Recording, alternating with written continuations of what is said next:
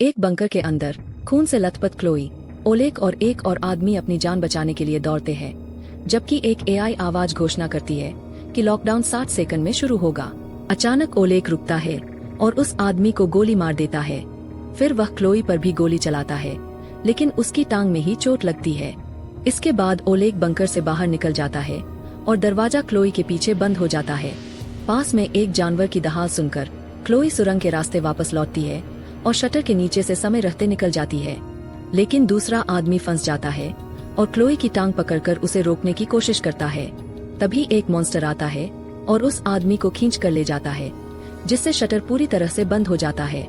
इसके बाद क्लोई एक कंप्यूटर ढूंढती है और एक डिस्ट्रेस मैसेज भेजती है। वह बताती है कि फैसिलिटी पर हमला हुआ है, 24 घंटे के लिए लॉकडाउन हो चुका है और वह अकेली बची है। अगर किसी को एडम और रिसर्च चाहिए तो उन्हें आकर उसे बचाना होगा। फिर क्लोई अपनी चोट को साफ करती है और गोली निकालती है। वह नहा धोकर नए कपड़े पहनती है। फिर उसे दोबारा ग्राउलिंग की आवाज सुनाई देती है, तो वह फर्नीचर के पीछे छिप जाती है। मॉन्स्टर उसके पास आता है और उसकी ओर बढ़ता है, लेकिन क्लोई का चेहरा देखकर उस पर हमला नहीं करता। इस बीच मर्सनरी जेम्स को उसकी प्रेग्नेंट पत्नी से एक वीडियो कॉल आता है। उसकी पत्नी उसे गियर में देखकर नाराज होती है, क्योंकि उसे घर आना था। जेम्स बताता है कि उसने एक स्पेशल ओपीएस मिशन लिया है और वादा करता है कि यह कुछ समय के लिए उसका आखिरी मिशन होगा, क्योंकि इससे उन्हें एक अच्छा घर खरीदने के लिए पर्याप्त पैसे मिलेंगे। इसके बाद जेम्स और उसका सबसे अच्छा दोस्त मार्शल प्लेन में चढ़ते हैं, जिसमें मार्शल की एक्स और साथी मर्सनरी रेचल भी होती है। सफर के दौरान रेचल मिशन की जानकारी देती है। उन्हें बोस्वेनिया में एक बायो रिसर्च लैब में घुसकर क्लोई को बचाना होगा, बिना पकड़े गए। ओलेग की टीम पहले ही बंकर में घुसने की कोशिश कर चुकी है, जिसमें 12 नागरिक मारे गए थे। अब वे सैनिक दूसरा एंट्रेंस खोजने की कोशिश कर रहे हैं। मर्सनरीज की टीम ने पहले ही 2 एस्केप टनल्स ढूंढ लिए हैं, इसलिए रेचल टीम अल्फा के साथ फैसिलिटी में घुसेगी, जबकि जेम्स और मार्शल टीम ब्रेवो के साथ कवर देंगे। बाद में एक हेलीकॉप्टर उन्हें पिक करेगा। जब वे जंगल में पहुंचते हैं, तो जेम्स और मार्शल देखते हैं कि ओलेग का एक आदमी मेटल डिटेक्टर के साथ एक हैच ढूंढ रहा है। जब वह आदमी उन्हें देखता है तो तुरंत भागने लगता है। वे उसका पीछा करते हैं। वह आदमी एक पेड़ के पीछे छिपने की कोशिश करता है, लेकिन टीम ब्रेवो जल्दी उसे ढूंढ लेती है। टीम उसे मारना चाहती है, लेकिन जेम्स उसे एक पेड़ से बांध देता है। कैदी बार बार कहता है कि नेफिलिम आ रहे हैं, लेकिन जेम्स इसे बकवास मानता है। फिर टीम ब्रेवो उसे वहीं बांधकर चली जाती है। दूसरी तरफ टीम अल्फा एक छोटा धमाका कर बंकर में घुसती है। वे एक आदमी को दीवार पर चोटिल पाते हैं और जब वह मुड़ता है तो उसका चेहरा म्यूटेशन की प्रक्रिया में होता है। अचानक वह आदमी उनकी ओर दौड़ता है और टीम उस पर गोली चलाती है, लेकिन यह उसे रोकने के लिए काफी नहीं होता और वह एक मर्सनरी को दूर फेंक देता है। जंगल में टीम ब्रेवो को पता चलता है कि उनका कैदी भाग गया है। तभी एक बम उनके पास फटता है और ओलेग के आदमी उन पर गोलीबारी करते हैं। एक टीम का सदस्य तुरंत मारा जाता है और एक अन्य बुरी तरह घायल हो जाता है। मार्शल बम की चपेट में आकर गिर जाता है, लेकिन जल्दी उठकर फिर से गोली चलाने लगता है। जेम्स भी बम की चपेट में आकर गिरता है, लेकिन वह अपने हथियार तक रेंगता है और फिर दुश्मनों को मारने के लिए दौड़ता है। वह उस कैदी से फिर मिलता है और इस बार उसे बिना सोचे समझे सिर में गोली मार देता है। इसके बाद जेम्स और मार्शल अपने घायल साथी की मदद करते हैं, लेकिन और दुश्मन आ रहे होते हैं, तो वे उसे छिपा देते हैं और उसकी चोट पर पट्टी बांधते हैं। फिर वे छिपकर देखते हैं कि ओलेग के लोग उनके दूसरे साथी को ढूंढते हैं, जो मरा नहीं था, और उसे कई बार गोली मारते हैं। ओलेग के लोग एक कुत्ते को ढूंढने के लिए लाते हैं, तो मार्शल को हैंडलर को मारना पड़ता है। एक और गन फाइट होती है और यह जोड़ी जितने दुश्मन हो सकते हैं मारती है और जंगल में दौड़ती है। जल्द ही उनकी गोलियां खत्म होने लगती है और ज्यादा बम धमाके होने लगते हैं, तो उनका एकमात्र विकल्प एक चट्टान से कूदकर पानी में कूदना होता है। पानी की तेज धार उन्हें बहा ले जाती है। जेम्स एक चट्टान पकड़ लेता है और झरना देखता है, जिससे उसे मार्शल की चिंता होती है, जो पास में तैरता हुआ दिखाई देता है। वे जमीन पर वापस आते हैं और मिलन स्थल तक चुपचाप पहुंचते हैं, लेकिन वहां टीम अल्फा को नहीं पाते। मार्शल पिकअप का इंतजार करना चाहता है, लेकिन जेम्स को लगता है कि ओलेग उन्हें जल्द ही ढूंढ लेगा। तभी दूर से कुत्तों के भौंकने की आवाज आती है, इसलिए मार्शल गुफा में छिपने का फैसला करता है। वे सुरंगों के बीच रेंगते हुए एक खुले स्थान तक पहुंचते हैं, जहां वे पत्थरों के नीचे एक हैच पाते हैं। वे तुरंत पत्थरों को हटाते हैं और बंकर में घुस जाते हैं। उसी समय ओलेग और जोना घायल मर्सनरी को ढूंढते हैं और एंट्रेंस के बारे में पूछते हैं। अचानक एक बॉडी बैग हिलने लगता है और ओलेग उसे गोली मार देता है। फिर वह मर्सनरी से उसे खोलने को कहता है। अंदर एक मॉन्स्टर होता है जिसे ओलेग आग लगा देता है और बताता है कि यही कारण है कि किसी को लैब में नहीं घुसने देना चाहिए। बंकर में जेम्स और मार्शल चारों तरफ खून पाते हैं, लेकिन कोई लाश नहीं मिलती। वे जमीन पर कुछ बंदूकें और गोलियां उठाते हैं और आगे बढ़ते हैं। एक अन्य कमरे में वे क्लोई और एक मॉन्स्टर की बर्फ में ली गई तस्वीरों का ढेर पाते हैं। जेम्स उन तस्वीरों की फोटो खींचता है और एक साइंटिस्ट की रिकॉर्डिंग चलाता है जिसमें बताया जाता है कि उन्होंने सब्जेक्ट एन का शरीर एक ग्लेशियर से निकाला था। फिर उन्होंने उस मॉन्स्टर के खून का प्रयोग मानवों पर किया, लेकिन वह एक परजीवी की तरह काम करता था और लोगों के डीएनए पर हमला करता था। कुछ साइंटिस्ट्स का मानना था कि वह मॉन्स्टर बाइबल से जुड़ी किसी चीज का था जिसे उन्हें जगाना नहीं चाहिए था। मार्शल इसे नहीं समझता तो जेम्स उसे बताता है कि कैसे गिरे हुए स्वर्गदूतों ने इंसानी औरतों का शोषण किया था, जिससे शक्तिशाली मॉन्स्टर्स, जिन्हें नेफिलिम कहा जाता था, का जन्म हुआ। इन मॉन्स्टर्स ने इंसानों पर हमला कर दिया था और लगभग पूरी मानवता को खत्म कर दिया था। लेकिन नोह ने एक आग बनाया और मानवता को बचाया, और बार ने सभी नेफिलिम को खत्म कर दिया। तभी उन्हें एक ग्राउलिंग की आवाज सुनाई देती है और जेम्स जांच करने जाता है। जब उसे अपने पीछे कोई महसूस होता है तो वह उसका पीछा करता है और एक अन्य कमरे में चला जाता है। फिर जेम्स क्लोई को फर्नीचर के पीछे छिपा हुआ पाता है और उससे बात करता है। क्लोई उसे चेतावनी देती है कि मॉन्स्टर्स आवाज की ओर आकर्षित होते हैं, लेकिन तब तक बहुत देर हो चुकी होती है। एक मॉन्स्टर उन पर आ जाता है और जेम्स को जमीन पर फेंक देता है, जिससे उसकी बंदूक गिर जाती है। फिर वह मॉन्स्टर जेम्स के ऊपर कूदता है और उसकी आवाज की नकल करता है। इससे पहले कि वह हमला कर सके, क्लोई पीछे से कुल्हाड़ी से मॉन्स्टर को मारती है। मॉन्स्टर जब उसकी ओर मुड़ता है तो मार्शल आता है और उस पर गोली चलाता है। गोलियां उसे नुकसान नहीं पहुंचाती और वह मॉन्स्टर वेंट के रास्ते भाग जाता है। वेंट से बहुत सी डरावनी आवाजें आ रही होती है और क्लोई उस जोड़ी को बताती है कि उन्हें जल्दी यहाँ से निकलना होगा, इससे पहले कि मॉन्स्टर फिर से उन पर हमला कर दे। तीनों वापस एंट्रेंस की ओर दौड़ते हैं, लेकिन वहाँ रुक जाते हैं जब देखते हैं कि ओलेग की टीम पहुँच चुकी है। वे उसी कॉरिडोर से वापस जाने की कोशिश करते हैं, लेकिन मॉन्स्टर रास्ता रोक लेता है। जैसे ही वह बीस्ट पास आता है, क्लोई को एक और वेंट दिखता है और तीनों तुरंत अंदर कूद जाते हैं। वे तेजी से रेंगते हुए आगे बढ़ते हैं, जबकि क्लोई नीचे मॉन्स्टर को देखती है।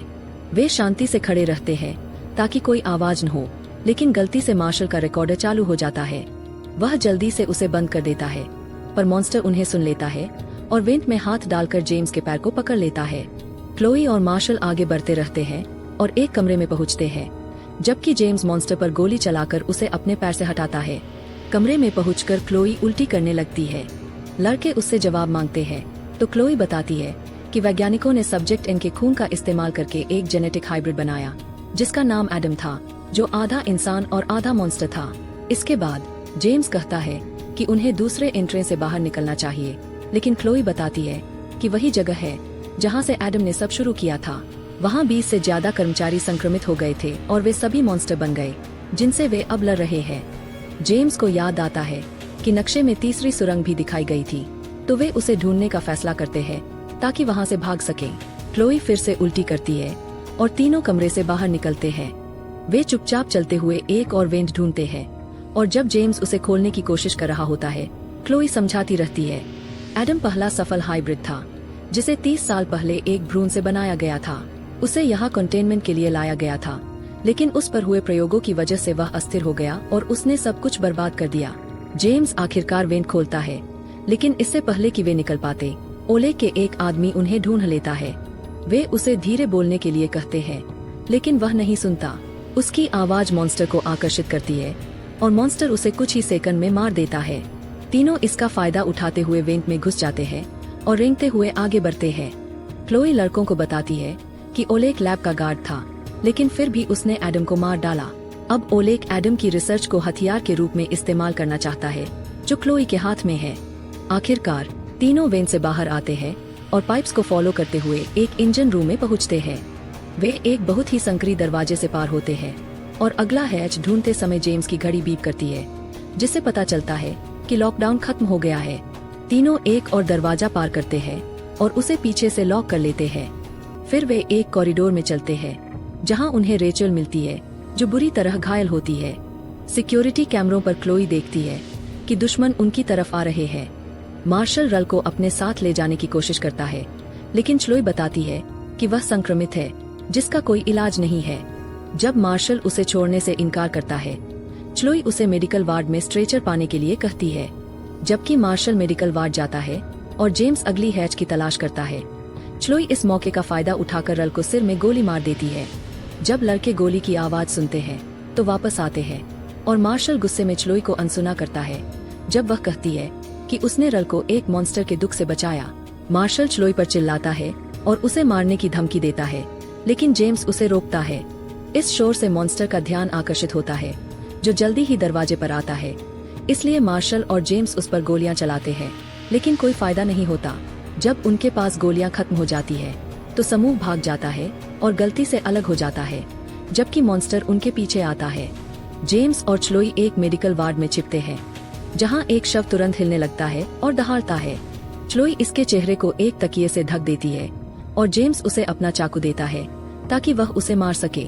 इस बीच मार्शल मोर्ग में पहुंचता है और एक शव के बगल में फ्रीजर में छिपने का फैसला करता है। उसी समय जेम्स उससे संपर्क करता है और मार्शल सुनता है कि एक मॉन्स्टर मेडिकल बे में घुसने की कोशिश कर रहा है। जेम्स और च्लोई दरवाजे को बंद रखने की पूरी कोशिश करते हैं, जबकि मार्शल उनकी मदद करने के लिए बाहर निकलने की कोशिश करता है, लेकिन उसे पता चलता है कि फ्रीजर का दरवाजा अंदर से नहीं खोला जा सकता। अचानक शव जाग जाता है और मार्शल के हाथ में काट लेता है, जिसके बाद वह अपने चाकू से उसे बार बार सिर में चाकू मारकर मार देता है। मार्शल सोचता है कि सब खत्म हो गया है। तभी जोना उसे खींचता है और उसके साथ अपने हथियार से मारता है। इस बीच जेम्स और च्लोई दरवाजे को बंद करने में सफल होते हैं और मॉन्स्टर चला जाता है, लेकिन वे ओलेग के लोगों की आवाजें सुनते हैं जो करीब आ रहे हैं। जेम्स रिकॉर्डर को गलियारे में फेंकता है और दो लोग उस पर ध्यान देते हैं, इसलिए जेम्स उस मौके का फायदा उठाकर हमला करता है। वह तुरंत एक आदमी को गिरा देता है, लेकिन दूसरा बड़ा है और उसे दबा देता है। शुक्र है च्लोई बाहर आती है और एक चाकू से उस बड़े आदमी से लड़ती है। उसे मारने के लिए कुशलता से महत्वपूर्ण जगहों पर चाकू लगाती है। इसके बाद जेम्स मार्शल की तलाश करना चाहता है, लेकिन च्लोई उसे रोकती है।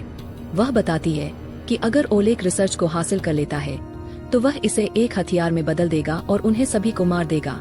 जेम्स के पास पहले च्लोई को बाहर एस्कॉर्ट करने के अलावा कोई विकल्प नहीं है। मोर्ग में मार्शल एक टेबल पर बंधा हुआ है, जबकि जोना बताता है कि संक्रमण उसे मार देगा और उसे नेफिलिम में बदल देगा। वह लगातार पूछता है कि आदम कहाँ है, और मार्शल कहता है कि उसे नहीं पता। तभी उसे अचानक एक दृष्टि मिलती है। वह देखता है कि आदम वैज्ञानिकों को मार रहा है और ओलेग को बाहर भगा रहा है। फिर संदेश रिकॉर्ड करता है।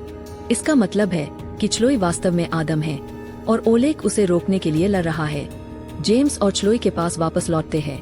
वे आदम के कमरे में पहुंचते हैं और अल्फा टीम के नेता के शव को पाते हैं, जिससे च्लोई बीमार महसूस करती है।